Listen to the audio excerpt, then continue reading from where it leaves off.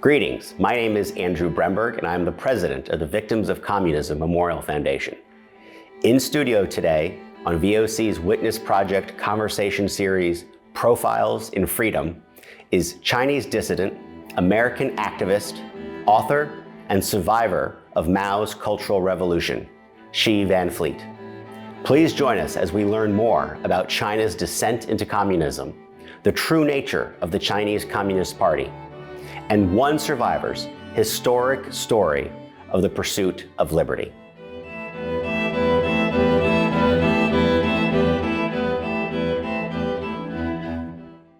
So let's start at the beginning. Tell me about what was life like before the Cultural Revolution. Oh, that was not much to tell because I was very young. When the Cultural Revolution started, I was 7. And I have to say, I just don't remember much, except that it was eventless. It's not eventless time. It was a lot going on, but in my young life, I remember as eventless. So to me, the Cultural Revolution really was like day and night, a world turned upside down. So I remember what happened. And I remember the moment that I realized something went wrong. So it is interesting. I just don't remember much before. So of course, as you said, you were very young. The Cultural Revolution began. What happened next? How did life immediately change for you then? I was in my second semester of my first grade. So I had at least had one kind of a normal semester. And to me, it really happened overnight. And overnight, the school turned into a total chaos. Classes were closed. And what I saw was the big character posters everywhere. That was the social media back then. So what you do, you don't have, we did not have a newspaper that the students can use. So everyone would write using big character on a big piece of paper, and you put it on the wall and people can read it. And then they draw a lot of crowds. I was too young to really be able to understand what was written on those big paper. And I know one thing, it was denunciation. Denunciation of a teacher, of a principal, or of other students. That much I know. And so I would go, in cafeteria, because cafeteria was the only place that they can have the wall indoor. And so the paper can stay there for a long time. And so everything was just chaotic. And so one day I went to the classroom, and there was a writing on the wall. The teacher said, no class for 3 days. And that 3 days lasted for 2 years. For some, it lasted for 4. No class, absolutely nothing. So we just went to street for 2 years. So in a way, we have the front seat watching the unfolding of the Cultural Revolution. So during this time, the schools have been closed. These denunciations are taking place. This is, chaos in the streets. What else is life like then? And every day there's something to see. And the parades of denounced people, and the struggle sessions, red guards arguing with each other, debate with each other, and propaganda trucks everywhere. It's like with the loudspeaker so loud, that's deafening, and talking about Mao's newest instruction. And to us, in a way, it's kind of exciting. So that's what I spent those 2 years. In the beginning, that's what I just described, and exciting, yet still kind of peaceful, but soon, very soon, within like a few months, turned into violent. So you just mentioned the denunciations and the struggle sessions. Many of our listeners may have never heard those terms before. Can you describe what did it look like when you were there and you watched? What did you see happen? Describe these denunciations. What would actually take place? Yeah, actually, those terms like a struggle session is getting into the American vocabulary. Mm-hmm. A lot of people have heard about that term, and to me, it's different forms, but it is in general it's like a public trial. Mm-hmm. Like there is a denounced mostly CCP cadre, and the people who were in power, and they were denounced by the Red Guards. So they will hold them in a like a mass gathering, and mostly they put them on the stage, and they have to wear big sign with their names and crossed out, and then on the top of it usually will have something indicate their crimes. Usually it's like a anti-revolutionary, revisionist. So wait, let me ask. So the crime that these people were being, attacked for, were being an anti-revolutionary. Yeah. That doesn't sound like a crime. And it's not. It's like a hat. We call it a hat that fits every head. It's just if you are denounced, and you are anti-revolutionary. And there is another very common crime. It's called revisionist. I think Americans have no idea what that means. And at that time, China and Soviet Union were enemies. And so why were enemies? Because Mao denounced the Soviet Union after Stalin's death. And he said that Soviet Union derailed from Leninism, from true communism. So they are revisionist. Mao believed that he was a true communist. So anyone who was soft and like to Russia, now it become a revisionist. So that's one of the crime. So it is a crime that fits everyone. And another very popular crime is called capitalist roader. Roader meaning those people want to take the road to capitalism. Mostly those were the people who want to focus on economy, improving the economy. No. That's not what socialism is about. So those people are called capitalist roaders because to Mao, the number one priority is class struggle, not improving the economy. So staying with these denunciations, these crimes that people have been, and you just so vividly presented, they're kneeling, they have these signs in front of them. Is this taking place in a court of law of any kind? No, that's people's court. People's court. And so it is massive and it's everywhere. It is in the workplace, on the streets, in public squares, and I witnessed so many. I witnessed the struggle session of the governor of my province. So he was a tall guy. So what they did is they got two basketball players to hold him. So make him look small. And he had this big sign, and then the loudspeakers, the Red Guards will read, the crimes that he committed. And he was a really bad guy because he followed Mao's line so closely that he absolutely caused millions of deaths of people in my province during the Great Leap Forward, which is a topic for another interview. So he was not a good guy, but Cultural Revolution is really a revolution for Mao to take down his own party. Why? He feel like those people are no longer loyal to him.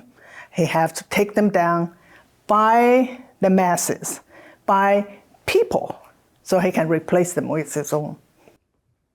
I want to come back to that point in a little bit, but in these show trials, basically, what were the consequences for the individuals afterwards? I know the word you use, show trial, is from Soviet Union. Right. And it was more or less a show trial. This is nothing like show trial.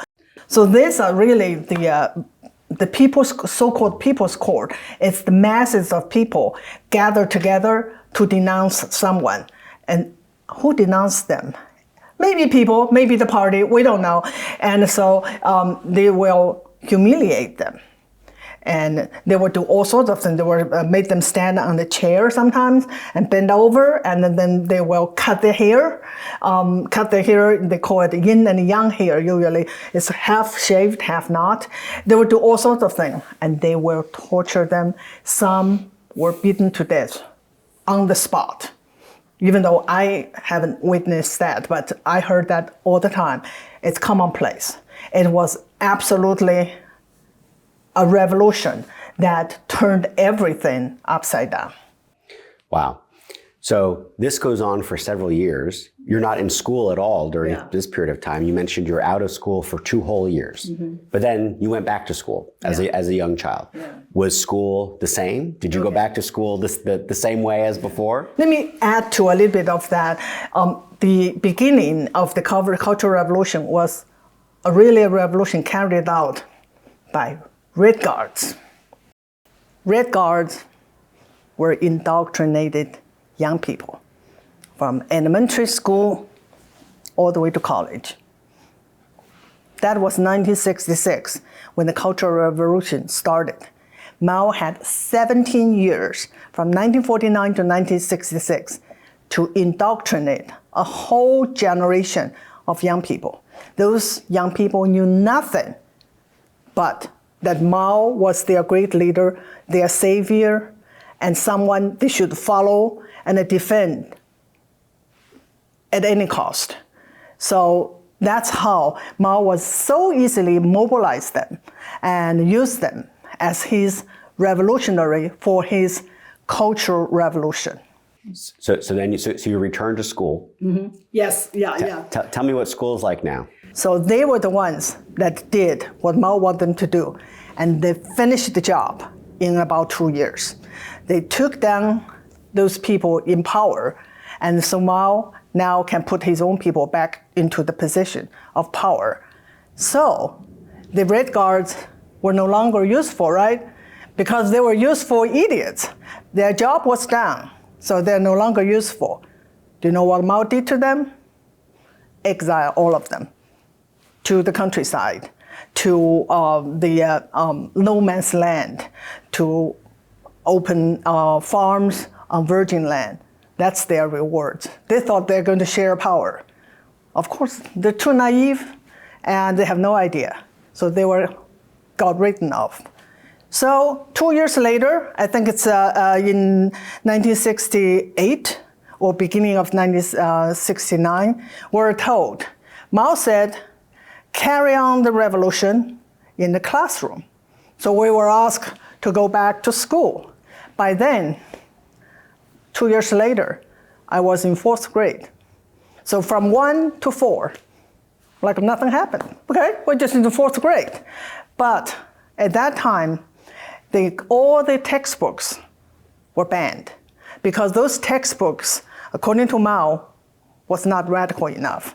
So for a whole year, we have no textbooks. But don't worry, we have something better than textbooks. That's Mao's Little Red Book. That was what we used for about a year. So we read the quotation from beginning to the end, back and forth, and some of the quotations were made into songs. So if there's a song, we sang it. If there's not text, we just recite it and chant it, and that's our days. And so until a year later, finally the textbook came back. I do remember little tiny things about my first semester in school. It was kind of normal. Of course, it's all indoctrination, but it was still kind of normal. The text would be something like the water in the little creek running, like and the bird is flying, that kind of thing. No. Not revolutionary, right? Now everything was radicalized. So it become Mao's Red Book with numbers. The Chinese language textbook becomes Mao's Little Red Book with some added content. And I have got finally in my 5th grade, we were offered English class. I was so excited. Before it was Russian, and then after we broke up with Russia, now it's English. Guess what our English book looks like? The first sentence is, "Long live Chairman Mao. Long, long life to Chairman Mao. Long live proletarian dictatorship," and so on and so forth. So I thought, oh my God, English is so hard.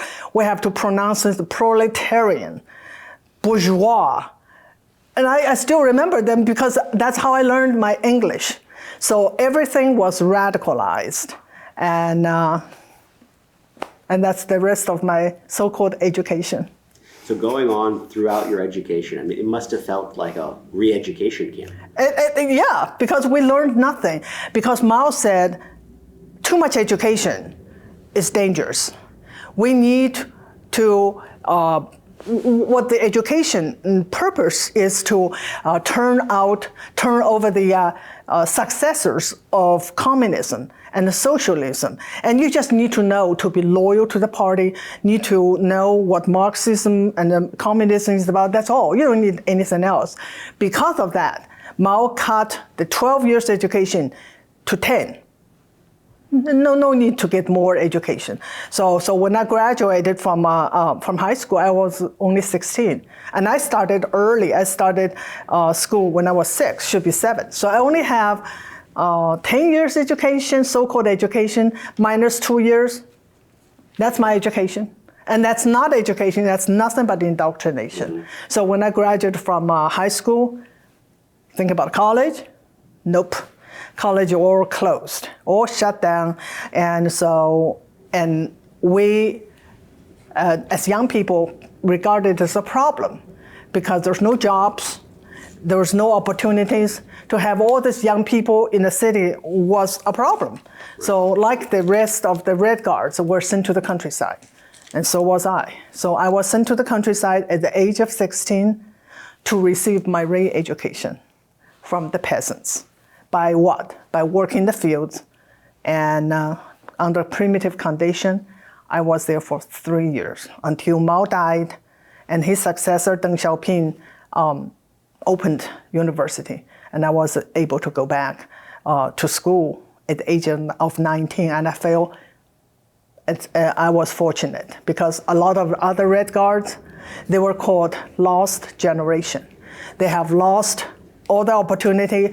By the time the university opened up, they were too old, or they already forgotten everything they have learned.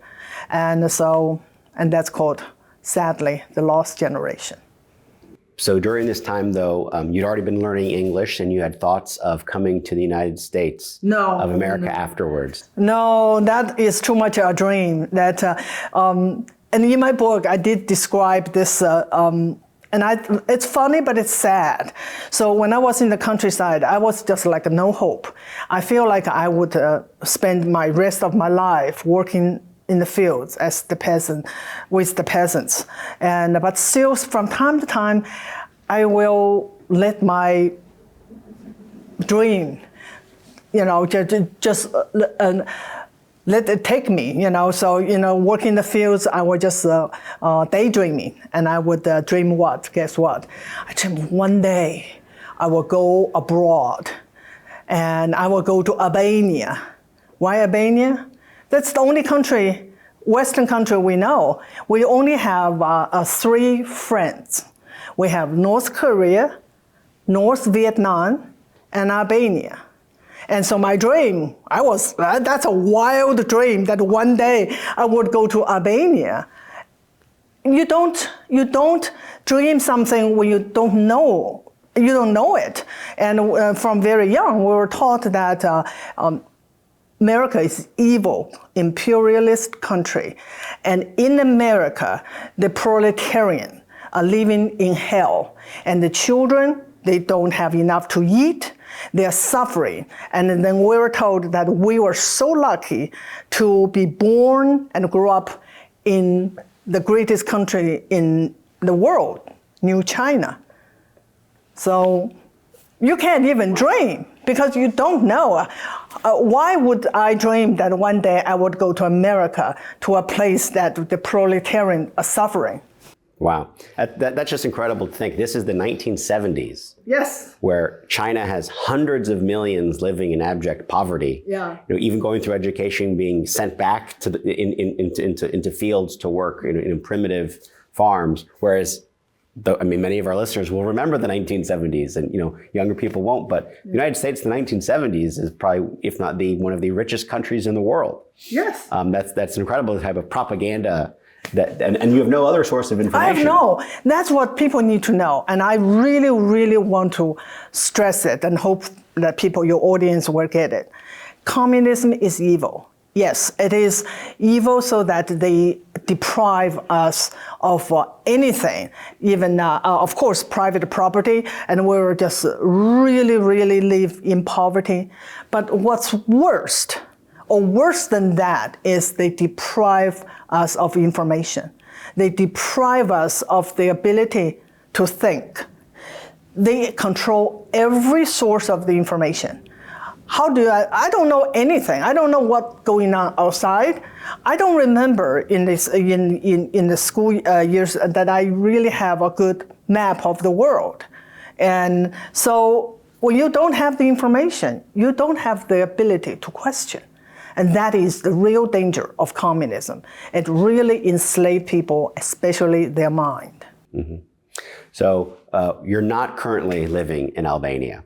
You're now here in the United States. Tell us about your journey here to the United States. And people ask me, when did you notice something's different? Well, when I have information. When did that happen? That's when I went to college. And the things started to loosen up, and the successor of Mao, Deng Xiaoping, he knew that the only way to save CCP and China from its deathbed is opening up China to the West. So the capital coming in, that's very important, not capitalism coming in, capital come to China. And things started to open. With it, information. And during the Cultural Revolution, if you are caught listening to shortwave radio of BBC or Voice of America, if you get caught, you can sentence to death. Many people lost their lives by listening to, they call it enemy stations. So when I was in college, we were able to do that, in the beginning at least, to learn English. And because our excuse is not to listen. And I don't remember listening to anything rather than just English lessons and a certain time we will all go. And it's very hard to fine tune and then listen. But that is also information little by little. And I just realized, well, my God, all my life before was nothing but lie, nothing but lie. I started just eagerly want to know what happened outside our world. And eventually it was more open, and we even have English teachers coming from Canada, first Canada, and then German teachers from Germany, and we were able to talk to them directly. I remember I see them as like a gateway to the other world. To me, it's so foreign. So eventually I learned a lot of things. And then I learned to question. And that's how you can even able to think, start to think critically. That is the key. If you don't have information, or if you're fed the misinformation, you can't think critically. Absolutely. So during college, you're able to learn more information. You're questioning things. Tell us, how does that ultimately lead you to coming to the United States? After I know what I know, forget about Albania. Forget it. I know there's better places to go, and I know America is the best. And I just wanted to go to America, but still it's too much a dream. I never thought it would happen. So after I graduated from college, I was given a job. Given, not choosing a job. At that time, CCP still control everything. So I was given, and I was lucky to given a job teaching in a teachers training college. And eventually we have American teachers come to campus to teach during the summer. And that was the best time I can remember. I talked to them about, they asked me about China, and I asked them about America. And I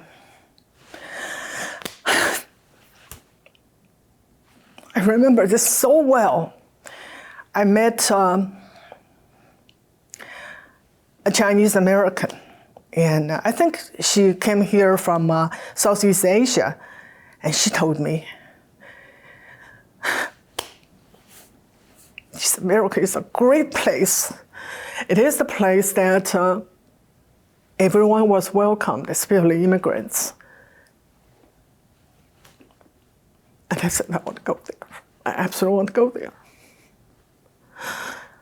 And then eventually I met one of the teachers who want to help my dream come true. And so she helped me to come here in 1986 to go to school in Kentucky, in Western Kentucky University.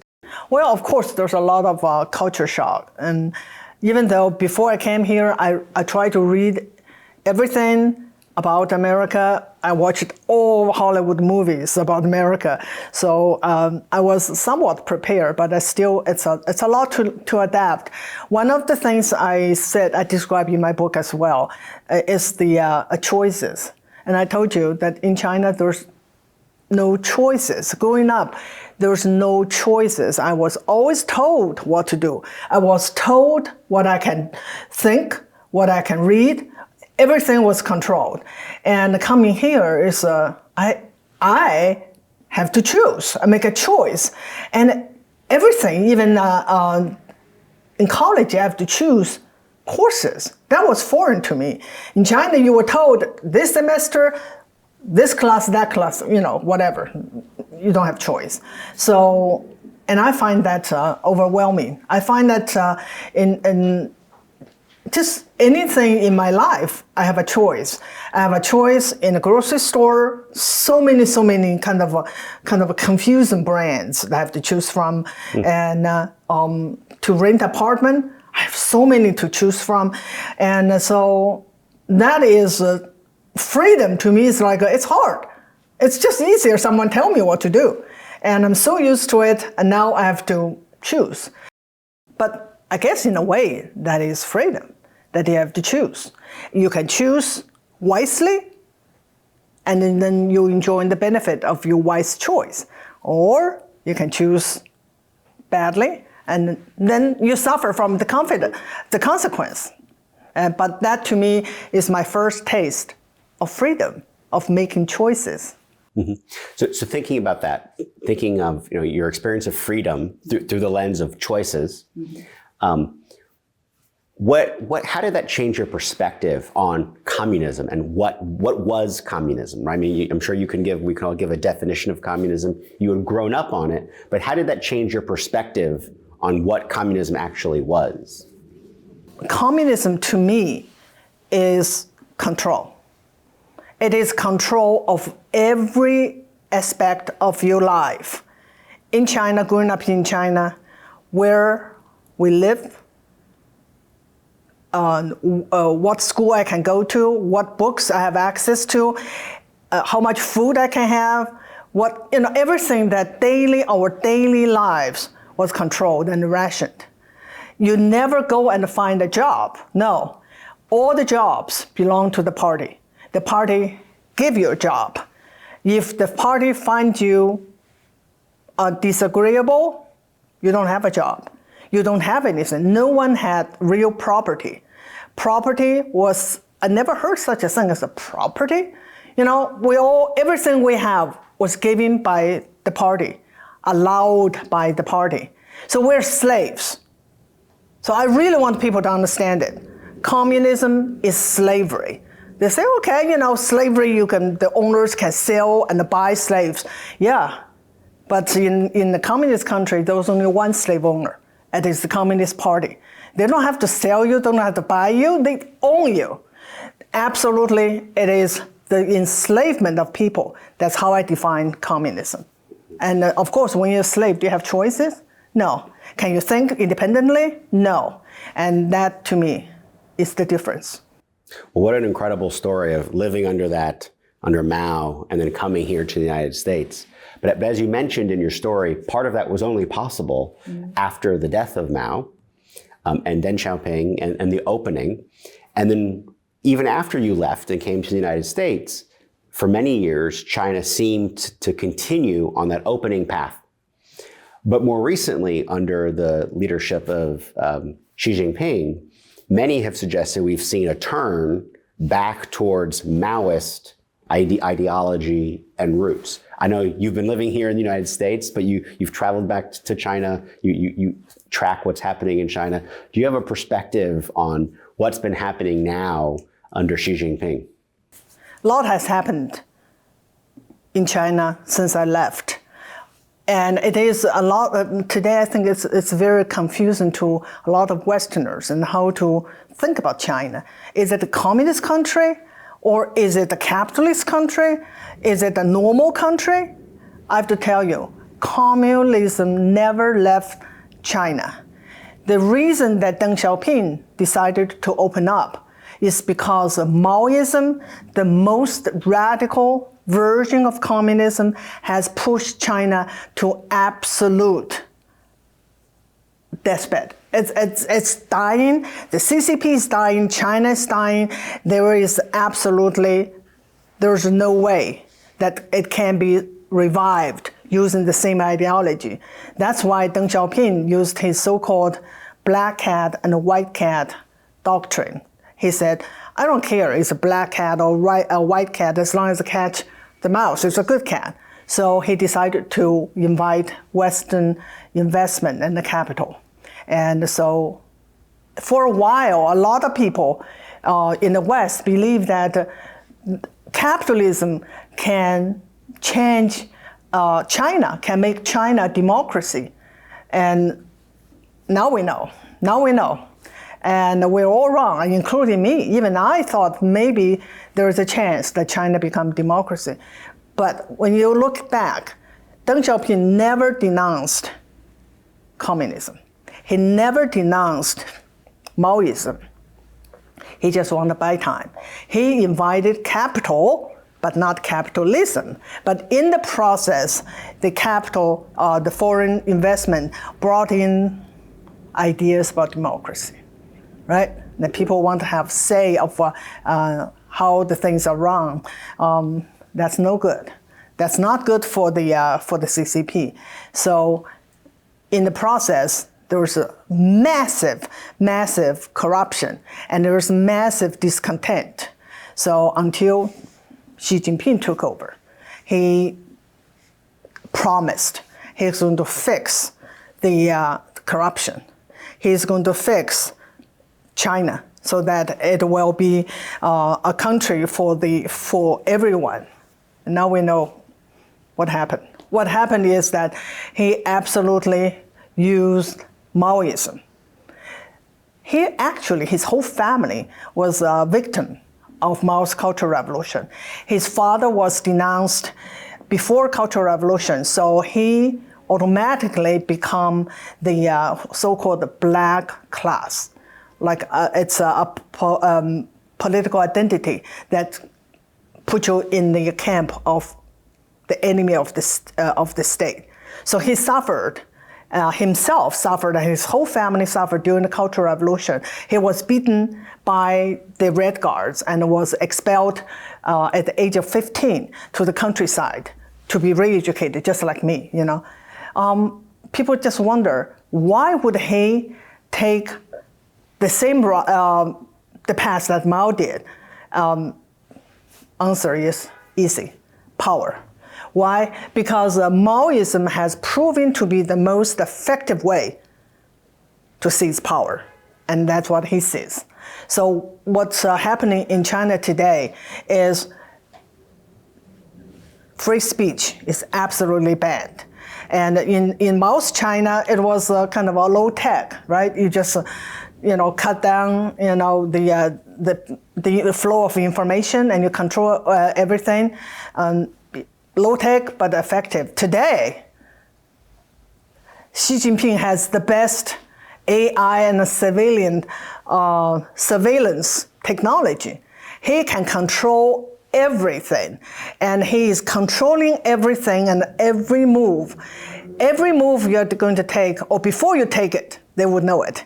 Through social media, through cameras everywhere, every corner of China. And now they have this so-called social credit system. And so if you become a target, they can disable your app in your phone, and so you can't access your bank. Sounds like a less public denunciation. They don't need that. That's old-fashioned. That's old-fashioned, but they still do that. Using technology. Yeah, they absolutely do it in a different way. So if you are denounced, your picture will be showing on the billboards, and for everyone to see today. And so if you are close to someone with low social credit system, you'll get alarm on your phone. Just because you're close to someone, everyone carries a phone, right? Mm-hmm. So if you're close to someone with bad social credit system, they warn you. If you continue to do it, you'll lose your credit and you lose your point. And what happened to you? You can't take flight, you can't take train, you can't access you basically can't survive. You can't even buy things from the store because the social system will alarm. And nowadays they are pushing the digital currency. You bank, and you don't use cash hardly. So your salary is coming in as digital currency. You go to store, you just show your face. There is a screen, and then you pay with your face. If you are a dissident, you know what? Your face won't work. So you can't get anything. That's how bad things are in China. China is a communist country nowadays with the support of Western technology. And so it's a dictatorship and a totalitarianism that Mao could not even dream about. Wow. Let me come back to the United States for a moment. Unfortunately, today we hear many people, particularly young people, speak positively about communism. What would you say to young people who think positive ideas about communism? This actually is astonishing. I have a coworker, and she told me that her new daughter-in-law claimed herself a communist. I said, do you understand what that means? That is the problem. Communism hasn't been taught in America, in schools, in media, in Hollywood. It's not been taught. Americans do not know what communism is really about. They haven't learned about the horrors of communism. And so that is a real problem. For decades, Americans have been fighting against communism. But to the American people, it's over there, right? It's another continent, it's in another time, and it has nothing to do with them. Not so. Communism is absolutely a virus, just like COVID. It's spreading. It's spreading everywhere, including our country. And because it is a virus that promises a lot of people good-sounding utopian dreams, like communism is about sharing. And the communism is about lifting everybody up. And equality. Equality. I tell you what communism is. Communism is about the government said, you should share your stuff with someone else. And it's not that you want to share something with someone else. It's the government force you to share, but eventually everybody end up with nothing. And the communism is absolutely, as I said many times, is about the control. It's about you have to do what the government wants you to do. This is something I grew up believing our rights were given by the government, which is true in China. We never had this concept that our rights are from our Creator, because all religions were killed in China. And so we all believe that our new Creator was our government. The government can control life and death of an individual. The government can allow you to do this and can allow you not to do that. So that is communism. And American young people especially, they have no idea. And they thought communism is about sharing. No, communism is about enslavement. Well, certainly growing up in the United States, understanding our form of limited government, and as you already said, a system of rights that come from our Creator with a limited government meant to help protect those rights. I mean, that's something that I think Americans of all ages hopefully have learned or should learn and understand. Learning that yourself when you came to the United States, now that you've lived here for so long, how do you describe that to someone living under a communist regime? I'm telling you, this is an alien concept, especially for people in China, even today. So in order for them to understand them, they really have to understand what makes America is great, because it is founded on Judeo and Christian principles. There is a concept that we are all created by our Creator, and we are all equal in the eyes of God. And that's how that's what built this Western civilization, and that is the foundation of America. And in China, even in Confucianism, even in Buddhism, there's no such concept. That's what I say. Freedom is in the DNA of this country, which is founded in the DNA of Christianity. Individual freedom is not found in any other world religion. And that's why it's so important for Americans to understand. If we want to save this country, we have to go back to the origin of this country. Well, let me ask with one last question that's really, that kind of flows from that answer is, so what is your hope or vision or dream for China? Recognizing, still today, your experience living there under Mao, today under Xi Jinping, what is your hope or vision for China in the future? I think in every country, in every culture, and people want freedom, even though a lot of them don't know how to get it. But I think it's a human desire to have freedom.